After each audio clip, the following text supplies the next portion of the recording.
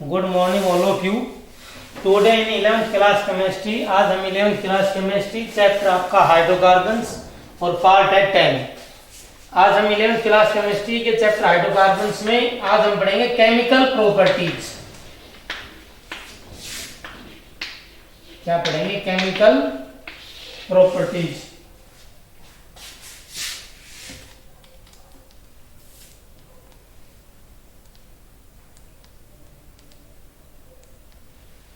तो chemical properties में क्या कह रहा है? एरिन्स आर कैरेक्टराइज्ड बाय, जो आपकी एरिन्स होती हैं, arenes are characterised bye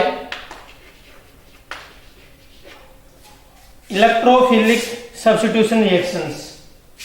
are characterised by, इससे होती है आपकी electrophilic substitution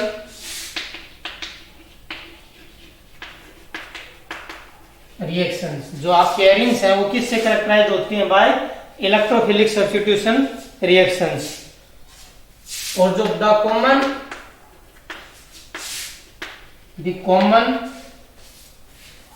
electrophilic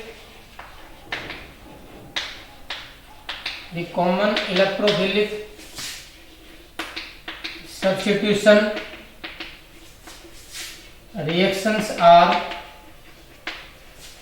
as follow। Arenes का मतलब ये है जो आपके एरोमेटिक कंपाउंड्स हैं या जो आपके एरोमेटिक बेंजीन कंपाउंड्स हैं उनको हम बोलते हैं एरिन्स, या जो साइक्लिक रिंग और प्लस में उसमें क्या होना चाहिए? Double bond. तो वो जनरली हम किससे कैरेक्टराइज होती हैं कि वो आपकी इलेक्ट्रोफिलिक सब्स्टिट्यूशन रिएक्शन शो करती हैं। जो कॉमन इलेक्ट्रोफिलिक सब्स्टिट्यूशन है वो हम वन बाय वन डिस्कशन करेंगे।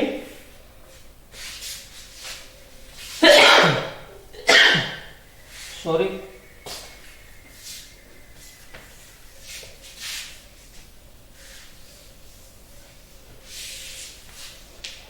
सबसे पहले हम इसमें पढ़ते हैं नाइट्रेशन के बारे में। फर्स्ट क्या आपकी नाइट्रेशन। जो फर्स्ट इलेक्ट्रोफिलिक सब्स्टिट्यूशन में क्या है? नाइट्रेशन। तो नाइट्रेशन में क्या है? देखो आपका ये बेंजीन रिंग है, इसमें की रिएक्शन हम किसके साथ कराएं? Concentrated HNO3 plus concentrated H2SO4 की प्रेजेंस में जब हम रिएक्शन कराते हैं और टेम्परेचर आपका होता है 323 से 333 केल्विन पर, तब आपका क्या बनती है? Nitrobenzene, NO2 plus H2। अब देखो ये कैसे बने हैं आपकी नाइट्रोबेंजीन। देखो यहाँ H2SO4 इसकी तो प्रेजेंस में हुई रिएक्शन, ये चीज इसके ऊपर अटैक हुई है। देखो ये इसके ऊपर अटैक होगी तो इसमें से नाइट्रो ग्रुप NO2 ग्रुप, देखो HNO3 में से NO2 निकालने के बाद क्या बचता है? OH बचता है, एक ऑक्सीजन और एक हाइड्रोजन। और बेंजीन में क्या होता है? हर कार्बन के ऊपर एक हाइड्रोजन होता है, हर कार्बन पे। तो एक तो यहाँ से जो हाइड्रोजन निकलेगा और OH यहाँ से, वो तो क्या बना लेंगे? वाटर। और NO2 ग्रुप आपका कहां लग जाएगा? बेंजीन रिंग के ऊपर लग जाएगा। नेक्स्ट हम बात करते हैं आपकी नाइट्रेशन के बाद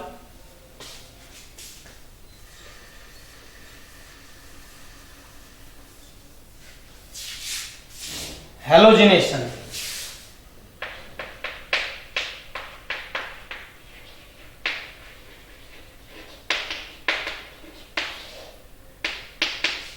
हैलोजिनेशन का मतलब हैलोजन ग्रुप का ऐड होना।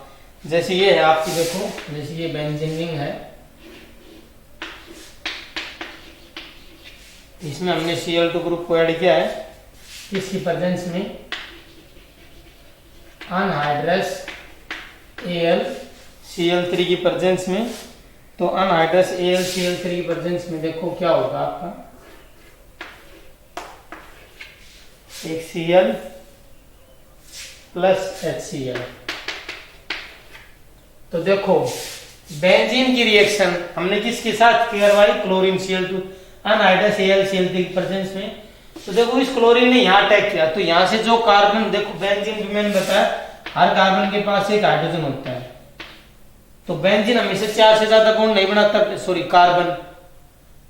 तो इस कार्बन में अगर कोई भी ग्रुप लगता है तो ये वाला हाइड्रोजन रिमूव हो जाता है। तो ये वाला हाइड्रोजन क्या करेगा, यहाँ से वाला जो कार्बन से जो हाइड्रोजन रिमूव होगा वो दूसरे क्लोरीन से मिलकर क्या बना लेगा, HCl, और क्लोरीन यहाँ लग जाएगा। तो ये आपकी हो गई हैलोजनेशन। इसका मतलब कोई भी halogen group fluorine, chlorine, bromine, iodine का ऐड होना। नेक्स्ट हम पढ़ेंगे सल्फोनेशन।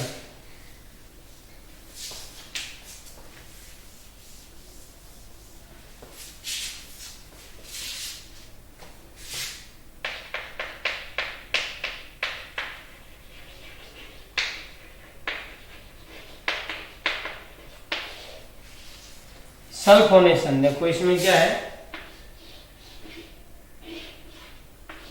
ये बेंजीन है, इसमें हमने किसकी रिएक्शन करवाई है,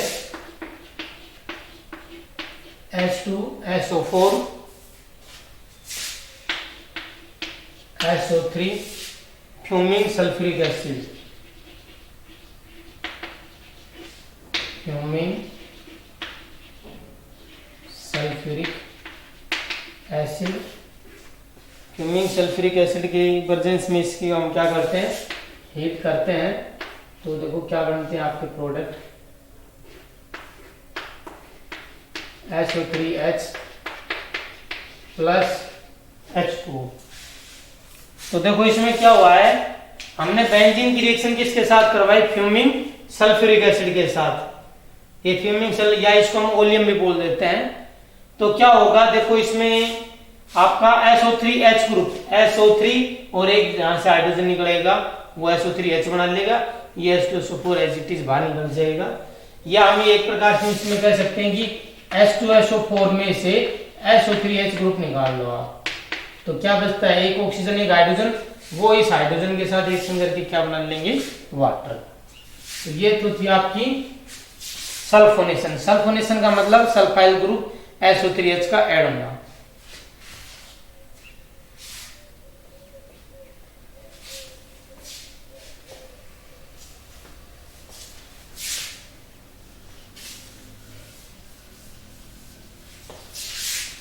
नेक्स्ट इसमें हम पढ़ेंगे फ्रीडल क्राफ्ट अल्काइलेशन रिएक्शन। और क्या है, Friedel Crafts alkylation reaction, Friedel Crafts alkylation reaction. तो देखो फ्रीडल क्राफ्ट अल्काइलेशन क्या होता है, ये है आपकी बेंजीन, इसकी रिएक्शन किसके साथ करवाई, CH3Cl के साथ, किसकी प्रेजेंस में हमने करवाई, अनहाइड्रस AlCl3 के प्रेजेंस में करवाई। तो देखो इसमें क्या होगा, CH3 प्लस HCl। देखो अल्काइलेशन का मतलब होता है कोई भी अल्काइल ग्रुप का ऐड होना।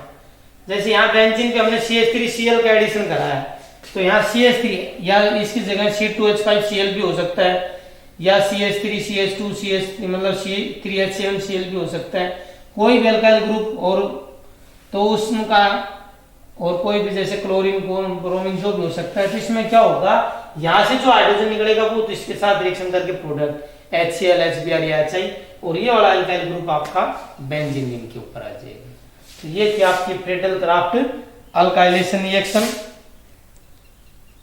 नेक्स्ट हम पढ़ेंगे Friedel Crafts acylation reaction.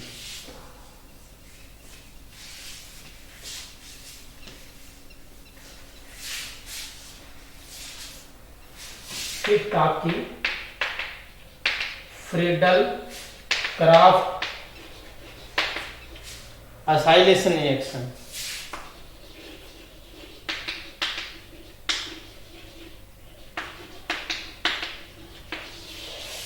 Friedel Crafts acylation reaction. तो देखो असाइलेशन में क्या होगा, ये आपकी बेंजीन है, इसमें हमने एडिशन किसका कर दिया, CH3CO Cl का, किसकी प्रेजेंस में अनहाइड्रस AlCl3 की प्रेजेंस में इसको क्या कर दिया है, हीट किया है। तब ये देखो आपका क्या बनेगा, यहाँ पर COCH3 प्लस HCl। देखो अल्काइलेशन में कोई भी अल्काइल ग्रुप का ऐड होना, असाइलेशन में असाइल ग्रुप, असाइल का मतलब यहाँ CH3COCl या CH3CH2COCl, तो इसमें क्या होगा, यहाँ से जो हाइड्रोजन निकलेगा वो HCl और ये COCH3 ग्रुप बेंजीन के ऊपर ऐड हो गया। तो ये आपकी थी फ्रीडल क्राफ्ट असाइलेशन रिएक्शन। तो ये कुछ आपकी इंपॉर्टेंट इलेक्ट्रोफिलिक सब्स्टिट्यूशन रिएक्शंस हमने डिस्कस करनी की है एरेंज की।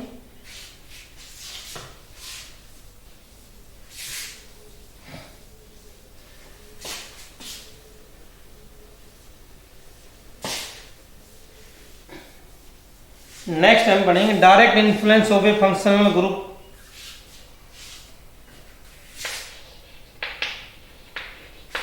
Direct influence of A functional group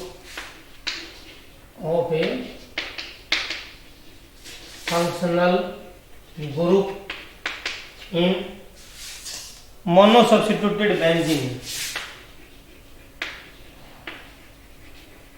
in mono substituted benzene।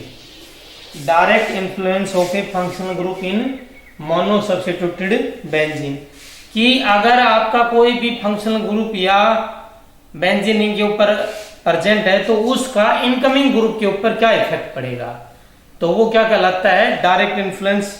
इसमें देखो कई आपके होते हैं ऑर्थो और para directing group, ortho and para directing groups, ortho and para directing groups. देखो ortho and para directing groups क्या होते हैं, the groups which direct the incoming group, the groups which direct the groups which direct the incoming group, the groups which direct the incoming group to ortho and para positions, ortho and para positions are called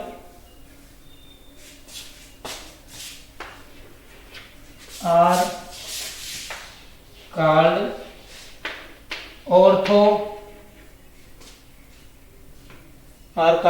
and para directing groups, ortho and para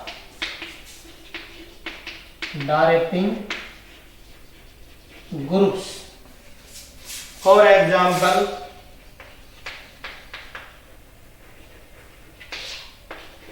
example हम बात करते हैं जैसे OH है, NH2 है आपका, NHR है, COCH3 है, एक्सेट्रा। देखो ऑर्थो पैरा, ये इसका मतलब ये अगर बेंजीन रिंग के ऊपर ये ग्रुप प्रेजेंट होंगे, जैसे सपोज ये आपकी बेंजीन रिंग है और यहां ऊपर अगर आपका फंक्शन ग्रुप OH है, तो ये क्या करेगा, कोई भी इनकमिंग ग्रुप इसकी प्रेजेंस में या तो ऑर्थो पोजीशन पे लगेगा या पैरा पे। देखो ये पोजीशन कहलाती है आपकी ऑर्थो, ये क्या पोजीशन क्या कहलाती है ऑर्थो, ये वाली क्या कहलाती है आपकी मेटा, और ये नीचे वाली पोजीशन क्या कहलाती है पैरा। बेंजीन रिंग के ऊपर जैसे कोई भी फंक्शनल ग्रुप हो उसके रेस्पेक्ट में ये वाली पोजीशन दोनों ऑर्थो, ये दोनों मेटा और ये पैरा। तो क्या होता है, अगर ये ग्रुप बेंजीन रिंग के ऊपर प्रेजेंट है, OH है, NH2 है, NHR है, OCH3 है, बाकी और भी हैं जो आपकी बुक्स में दे रखे हैं, ये अगर ग्रुप आपकी रिंग में ऊपर है, सबसे ऊपर टॉप पर कहीं भी है, तो उसके रेस्पेक्ट में इनकमिंग ग्रुप कहां पर आएगा, ऑर्थो एंड पैरा पोजीशन पे आएगा।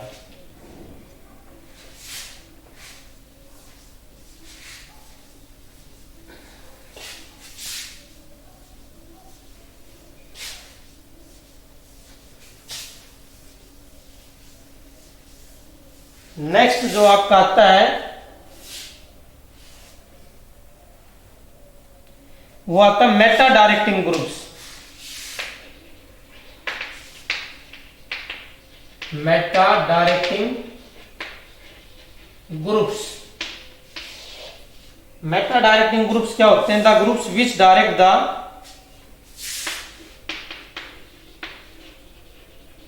The groups which direct the incoming group, which direct the